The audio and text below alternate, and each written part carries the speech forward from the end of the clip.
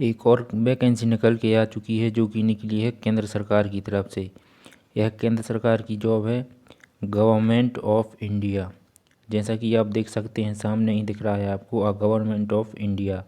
और कहाँ कौन से डिपार्टमेंट से निकली है, तो यह निकली है मेधानी की कंपनी। मेधानी एक कंपनी है जो कि मिनी रत्न कंपनी है। यहाँ देख सकते हैं आप, मेधानी एक मिनी रत्न कंपनी है जो कि सेंट्रल गवर्नमेंट के अंडर आती है। सेंट्रल गवर्नमेंट के अंडर ही यह अपना वर्क करती है।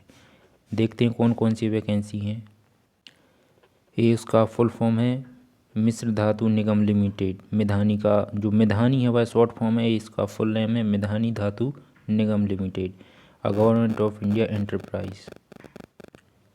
इसमें जो पोस्ट निकली हैं वह निकली हैं जूनियर ऑपरेटर की, जूनियर ऑपरेटर ट्रेनिंग, हर एक ट्रेड में निकली हैं। फिटर में निकली हैं, ठीक है, फिटर में निकली हैं, वेल्डर में निकली हैं, इलेक्ट्रीशियन में, मेटलर्जी में निकली हैं, मैकेनिकल में निकली हैं और इलेक्ट्रिकल में। इन सारी ट्रेड में वैकेंसी निकाली गई हैं। तो यदि आप इसमें फॉर्म फिल करना चाहते हैं तो देख लीजिए, यहाँ पर जो आपका पे स्केल है वह काफ़ी अच्छा है। 20,000 से आपका स्टार्टिंग होगा और नीचे की जो 3 ट्रेड हैं उनके लिए 21,900 से स्टार्ट होगा। बात करें कि आपका एक साल में कितने लाख बनेगा, अप्रॉक्सीमेट 4.7 लाख, 4.7 लाख आपका यहाँ पे पेमेंट बनेगा पर एनम बोला जा रहा है। तो अच्छी खासी जॉब है, यहाँ पर सेंट्रल गवर्नमेंट की जॉब है। और जो वैकेंसी हैं वो पोस्ट हैं वो यहाँ पे रिजर्व रखी गई हैं, देख सकते हैं। जैसे फिटर है तो फिटर के लिए 13 पोस्ट हैं।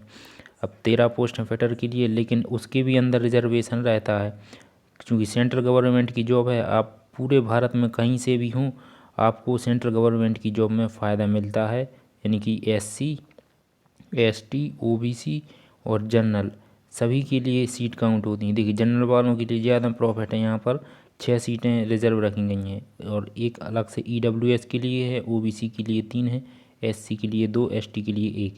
इसी प्रकार से जितनी भी ट्रेड हैं सभी का रिजर्वेशन रखा गया है। और जो अपर एज लिमिट है आप यहाँ इस साइड देख सकते हैं 30 साल रखी गई है इन 3 के लिए, फिटर, वेल्डर और इलेक्ट्रीशियन। इन 3 के लिए जो मैक्सिमम एज लिमिट है वह 30 साल है। और जो नीचे की 3 ट्रेड हैं, मेटलर्जी, मैकेनिकल, इलेक्ट्रिकल, इनके लिए 35 साल एज लिमिट रखी गई है। बात करें कि इसमें क्या योग्यता रखी गई है, योग्यता यानी कि क्वालिफ़िकेशन, क्वालिफ़िकेशन को ही योग्यता बोलते हैं। तो इसमें योग्यता की बात करें तो यदि आप फिटर ट्रेड से अप्लाई करना चाहते हैं तो इसमें क्वालिफ़िकेशन आपके पास में 10वीं होना चाहिए, यानी आप 10th पास होने चाहिए, पहली शर्त ये है।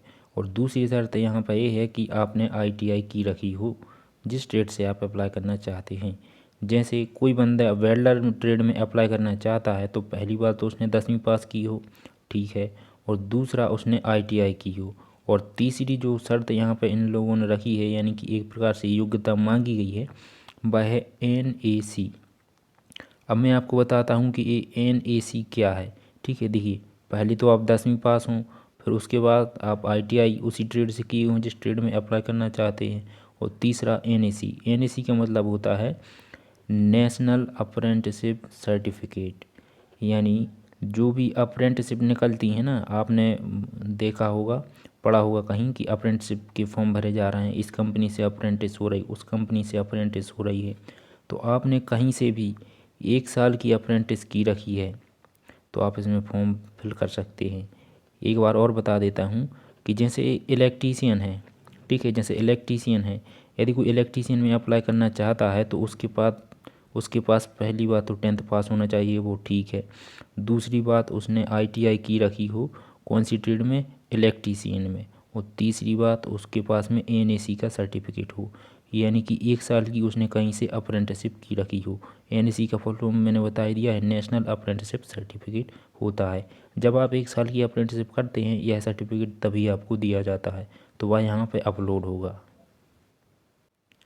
जो नीचे की 3 ट्रेडें हैं जैसे कि मेटलर्जी, इसमें अलग से क्वालिफ़िकेशन मांगी गई है।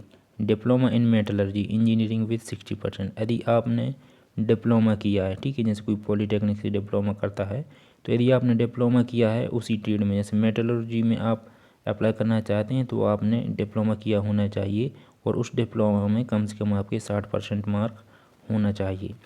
जैसे मैकेनिकल में आप अप्लाई करना चाहते हैं तो आपके पास में मैकेनिकल इंजीनियरिंग में डिप्लोमा होना चाहिए और उसमें आपके कम से कम 60% मार्क्स होना चाहिए। ऐसे ही इलेक्ट्रिकल में है सेम। बात करें यदि सिलेक्शन प्रोसेस की कि इसमें आपका सिलेक्शन किस प्रकार से होगा, तो सबसे पहले तो आपका एक 100 नंबर का टेस्ट होगा, ठीक है। और उसके बाद यहाँ देखिए एक लिखा है क्वालिफ़िकेशन, इसके आगे लिखे हैं 15 नंबर। तो यह 15 नंबर देखिए नीचे लिखा हुआ है क्वालिफ़िकेशन में कि 10 marks for minimum educational qualification. कम से कम 10 नंबर उसके लिए दिए जाएंगे जो इन्होंने क्वालिफ़िकेशन मांगी है, जैसे कि 10th पास होना चाहिए, ITI होनी चाहिए और NSE सर्टिफिकेट होना चाहिए। तो इसके आपका वेटेज मिलेगा। यदि आपके पास ये सारी क्वालिफ़िकेशन है तो 15 नंबर तो आपको 10 नंबर तो आपको वैसे ही मिल गए यहाँ पर।